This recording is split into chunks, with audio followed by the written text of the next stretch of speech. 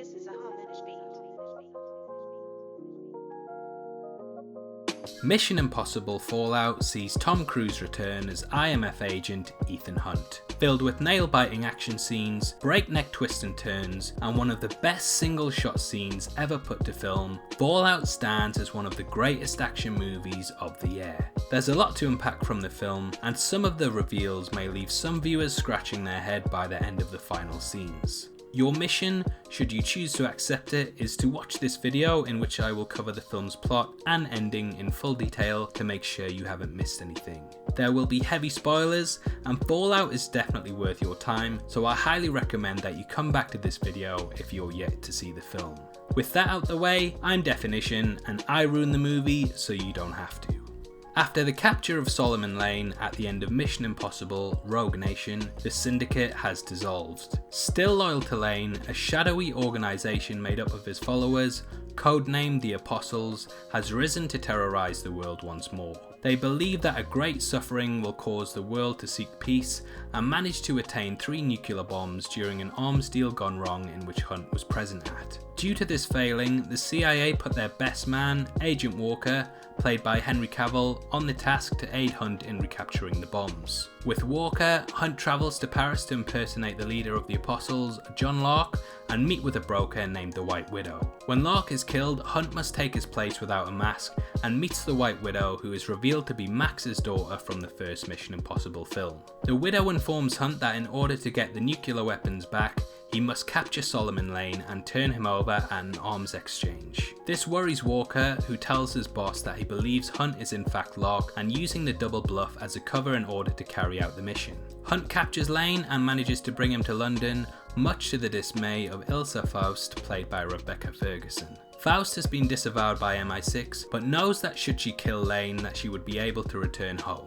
In London, Walker is tricked into revealing that he is in fact Locke by a trap set up by Ethan. However, upon attempting to bring Locke in, other apostles that have infiltrated the CIA kill Director Hunley, and Locke manages to escape by threatening to murder Hunt's now ex-wife. Hunt and the gang have a backup plan though, and have placed a tracking device in Lane which they manage to follow to a remote village where Hunt discovers his ex-wife is working as a relief worker. Lane activates the nukes and Hunt races across the sky to obtain the detonator, whilst the ground troops disable the bombs. It's a fantastic finale that sees Henry Cavill end up looking like Crossbones, and it has one of the best action scenes in the series thus far. Lane once again is captured, and in the final scenes we see that he is handed over to the White Widow. This is because the White Widow was a wanted woman, but handing over the world's #1 terrorist will absolve her of her past dealings and that of her family's. Earlier in the film, she tried to arrange a deal in which she could return Faust to the MI6 as a prisoner, along with Lane, but this new deal cuts a corner and allows Faust to carry on free once more. With Locke's confession already captured on camera earlier in the film, the IMF have little to worry about in terms of going rogue, and Hunt's ex-wife admits that it was selfish to carry on with their marriage when Ethan is one of the most capable agents when it comes to stopping the apocalypse. The film ends on a high note, and I cannot wait to see how Lane plays into future sequels and what the next mission for the IMF will be.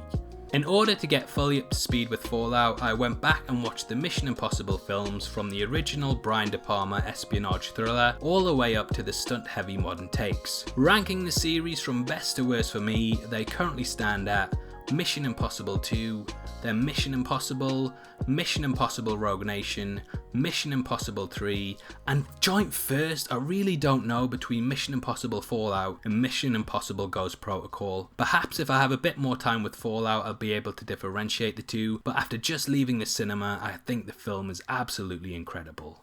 So, what did you think of Mission Impossible Fallout? How would you rank the franchise, and do you think the film was worth Henry Cavill's horribly CGI'd face in Justice League? Comment below and let me know, and if you enjoyed this video, please like it and subscribe to my channel. I create content like this weekly, and there'll definitely be something on here that you love if you're a fan of film. Recently, I discussed the ending of The Equalizer 2 and what the main themes of the franchise are, so make sure you check that out next. Thanks very much for taking the time to watch this. I've been Deffinition, you've been the best, and this tape will self-destruct in 5 seconds. Look, I'm sorry, but everyone does that joke. I'm sorry. Just please subscribe, please, and take care. Peace.